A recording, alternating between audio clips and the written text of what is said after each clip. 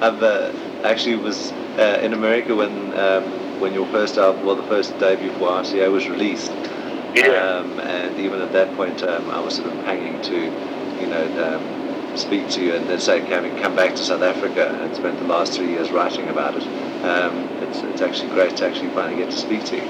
Well, I'm glad. There I was oblivious. You see. There I was oblivious. Well, as I say, I must admit I knew the new album was coming. I just wasn't anticipating it coming so soon, which is not a bad thing. I promise you that much. But from what I'm told at BMG, it's going to be sort of late April. Yeah, actually, we're putting it out over here. I think the 21st of April. So it'll probably be around the same time over there. Right. It's a change for us, but I don't think that we're partially known over there, right? Yeah, absolutely. A BMG not being the strongest record company in South Africa. You'll be surprised.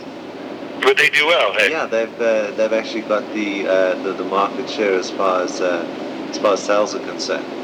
Oh, cool. Well, I've been over there a couple times since I was over there for Christmas and New Year's. Right. I try and come back every year. It's good. Yeah. I think I actually missed you. I actually heard that you were out here by the time you had left. So this time I tried to be particularly quiet about it. Yeah, and rightly so. I mean, understandably so as well.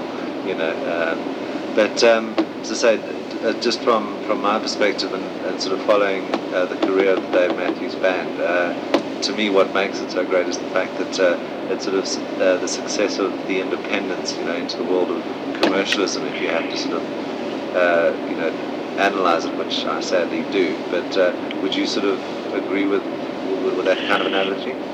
Yeah, I think we've been lucky, just whether it's luck or just our how adamant we all are, just to not really pay too much attention to the I guess sort of the promotional side of the industry and not pay too much attention to the media side of it, Although, we obviously, when someone wants to talk to us, even if it takes 3 years, we do eventually. But, our focus has always been sort of just playing because we love it. We love playing so much, and then also obviously performing and then making albums. That's sort of how we started. Initially, when we first got together, we were more, I guess, a little more focused on right in the beginning, maybe see if we can get a record deal, but there was silence at the other end. There was no bottom to the well. So we very quickly, even within I guess a couple of months of starting to play together, we gave up on that and just started playing in front of people. Just playing gigs, and that turned out well for us. So that by the time any of the industry was interested, whatever record companies, we were sort of, we don't have time for you right now. It's a lovely place to be. Yeah, it was lucky, even if we didn't realize it at the time, that made the deal a lot sweeter for us. So we've been although we're fairly well behaved, we've been able to be at least sort of unreachable in some ways from the industry. Because I think it actually it changed the rules a bit. I think as far as the industry was concerned, especially with the way in which the whole RCA deal came about, which I thought was great for the to the benefit of bands. Period. Yeah, the fact that we they let us put out a couple of CDs before. After we had agreed to sign with them, yes, we did so. But we said before we'll agree to that when we do release an album on a major label, that we'll do it with you. But let us put a couple of albums out by ourselves. Yeah. Which was a really a good thing for us, and I think for our fan base at that time. Right. So that was obviously, even with the benefit of hindsight, that was obviously. You were happy with the route that you took in establishing the Dave Matthews Band. Yeah, certainly was. Right. And as I say, with everything that that the band has done so far, is there any sort of aspect of it that you look back on now and actually say, okay, well, you've done a damn fine job up till now, but there would be anything that you would have wanted to have done differently? It's sort of hard for me to be objective about it. When I look back, I guess it's easier to be objective about it looking back than it is during when the whole thing unfolds. But I think it still feels fairly fresh. I can't really think of anything I would have liked to have changed. I just feel so lucky about how it went so far. I always have complaints, but I can't really think of one that shines out brighter than my gratitude, because I'm just amazed that the success of sort of, none of us would have expected it, just because we're all sort of more into jazz or folk music or whatever. So the fact that it just surprised us. I think we were all feeling like maybe we'd be in some sort of I don't know, some sort of vein of folk, and maybe we'd be somewhere in a small theater, as opposed to the success that we've had. I think we're all pretty amazed by it. Mm-hmm. Because were you actually anxious about Crash's possibilities? After the success that you had with the RCA debuts. Was I sorry? Were you anxious when it came to releasing, to say, the second album? A little bit, but not really, because I thought the second one was quite different from the first. I mean, it still sounded like us because it was us, but we played it a little bit differently. It was a little looser, but also maybe a little bit bigger production. No, I wasn't really thinking, because I thought the way I feel about it, working with Steve Lillywhite on both, he sort of has the same attitude. We did incredibly well in the first one, and then the second one is, we're going to put it out, and we all felt it was really good, and we were excited about it because it was different. So it wasn't so much. There's a little bit of anxiety, but I don't think I had nearly the anxiety that RCA had. I think they were much more, concerned. And this album, they're very excited about the latest album we've just finished. Okay. But they're also, you can see them sweating. Their top lips they're nervous. They're all, and they act really confident when they're around us. To make us feel better. But I'm fairly, I think the next one is also good, so I'm more anxious for the date to come out when it's released than I am for how it's going to do. I want to see what the cover looks like. And, well, actually, I'm working on that right now, but I want to see what it's like when it's in boxes. Yeah. Because, as I said, just from a title point of view, Before These Crowded Streets is, to me, sort of suggestive of being reflective of the past two major label albums that you've done. Sort of a crossroads, if you will. Yeah, I think it is. And we were going through a lot of different names or titles for this album, and they were all sort of looking forward, and they were all sort of a little bit aggressive, and I wasn't really sure about any of them. But then it's a line in one of the songs, and when I thought of that, I thought, wow, that was the one that stuck to me. Yeah, it struck me as appropriate.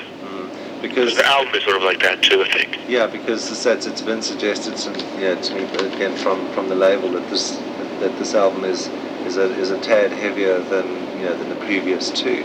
What actually makes it so? I think the songs are a little. There's a few more dark songs. Although there's an extremely light song, but but it's just more a summertime song. But most of the songs, even the ones that are a little positive, even then they're still reflective of something a little more weighty. I think the whole album is just a little darker, not necessarily, but not negative at all. You know, I think it's just got a lot of positive feelings in it. It's maybe it's a little more aggressive, and so hopefully it's a little older too. Because it's just I sound older certainly. I think it's 20 a day that over the past few years have started me sounding a little thicker around a little hoarse. A little hoarse around the neck area, but it came out okay. Yeah, because as I say, when you look at the as I say, by comparison, each album has always been or seemed to be more ambitious. Musically, actually on all levels. Where you've sort of pushed the envelope a little further, and maybe experiments a little bit more, or maybe sort of where you started to be happy with putting your your music across in the way that you wanted it to be. Is the new album also indicative of that? Yeah, I think we're taking a lot more chances. Just we're doing a lot more with our time. We're doing going a little more out on the time signatures, and we've gotten friends, some different friends, mainly friends from Virginia, but we're different players from around the country that sat in on this new album. Right. A friend of mine, a woman singer, she's singing, but I'm not allowed to say. I'm not at liberty to say who it is. Okay. But and she sings beautifully on it. And I've got a friend of mine who plays banjo, and he's on like 3 songs. And we have a classical quartet from San Francisco that we wrote some parts for, called Kronos Quartet, and they're on the album on a couple of tunes. And I have a friend of mine who plays with Bruce Hornsby, a trumpet player who's also a great jazz player. He plays a little trumpet, and he helped me with the scoring for the quartet. We've got a Chapman stick player and a guy Carter, our drummer, used to play with, who plays piano and organ a little bit. So we just sort of, and it's not like we won't be able to do it by ourselves. It just added a new aspect. And Tim Reynolds, another guitar player that we record with quite often, we have, and that I tour with, just the two of us sometimes. We gave him a little more solo time. Right. And so it's wider, and there's very manic sections, and we come right off the bat. We come in with a kind of a mad music, and it eases after the insane introduction. It sort of eases up on you. It's a little journey. This album a little bit more. Mm-hmm. And the fact that with the other albums we'd sort of we'd been playing the songs and built up the repertoire until we got to the studio, and then basically on the first album we had a choice of 30 songs, and we just recorded whichever ones we felt like. And then on the second album, there was maybe 2 songs that we'd never played in front of people, but basically there was only 2, and the rest were songs we'd been working on, and we'd chosen from those. And this album, even though we had about 30, I guess probably about 30 songs that we'd been messing around with over the last few years as well, I decided that I would write all new stuff. And so basically went into the studio, and I had all this new stuff, and Stefan and I had worked on some of it, so we're sharing the writing on that. Stefan, the bass player, right. we wrote a little bit together. But so basically this album is also all new stuff, so it's got a kind of a fresh, loose feel to it, which, we're tight, but it's tight in sort of a relaxed way. Yes. And is it sort of a criteria for the tracks to appear on the album based on you having played them live?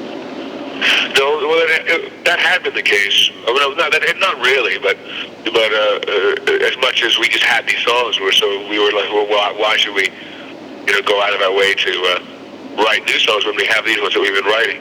And so with this album, I just said no. It's just I want to write all new stuff, and so it's got a freshness and it's a little bit vulnerable, I guess, in the lyrics. And to me, the lyrics make a lot more maybe they're a little more clear, but then I'm a hell of an ambiguous bastard anyway. But they're a little clearer for me on this one because we recorded all the songs in the bass, except for a couple. I would sit down in the morning and listen to the track without the lyrics and without the words, and just pen down different ideas until I came up with something, and then in the evening I'd sing it, so there's a freshness to the vocals too. And did you work with Steve Lillywhite again? Oh yeah. It's we're at this stage we're such great friends that it's sort of hard to imagine working with anyone else. Right. And sort of, if you sum it up, have you become more complacent based on the fact that everything is working as well, as it has, or is that sort of vitality still very much there? I think it's still there. I think it's a mixture. I think for me, I can't speak for everyone else in the band, but for me,